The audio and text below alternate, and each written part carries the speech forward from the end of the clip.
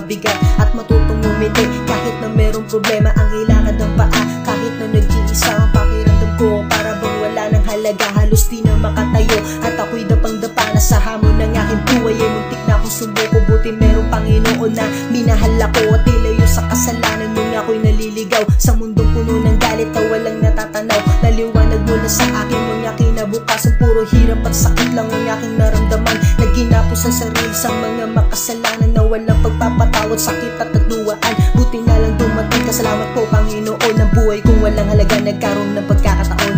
Kahit na minsan ay kinakaila sa iba, kinakaila sa iba, nandyan ka lang parati sa akin at di ka nagsasawa.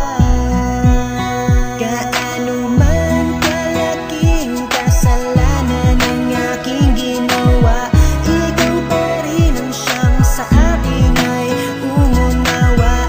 Patawarin mo ako, O Diyos, sa aking pagkakasala.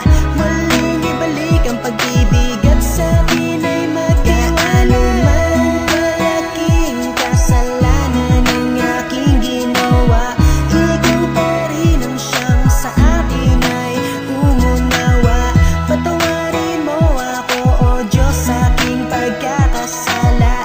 Muling ibalik ang pag-ibig at sa akin ay magtiwala. Naibaling ko ang sarili ko sa iyo, pasalamatan ng buong tapat na hanggang sa dulo ay tinuro mo sa akin ang lahat ng mga bagay na pagkakaiba sa buhay, at kung saan ang tunay na pagmamahal sa kapwa ay merong takot sa Diyos. Ikaw lamang ang kailangan ko, Panginoong Jesus. Sa bawat araw na kailangan ka ay iyong ibuhos ang pagmamahal sa akin, na patuloy ang pag-agos ng pagdaloy na liwanag sa buhay ko. May saya, punong-puno ng pagpapala ang aking damang-dama. Ang pag-ibig mo sa akin lalo sa sanlibutan, liwanag ang taglig sumikat sa araw ng tagpulan. Ay hudyat na ang Panginoon ay parating na, mula sa kalangitan daraanin mo'y iyahanda ko na patungo sa walang hangganan, na aking inaasang maghaharing kapiling ng Diyos na may kapayapaan.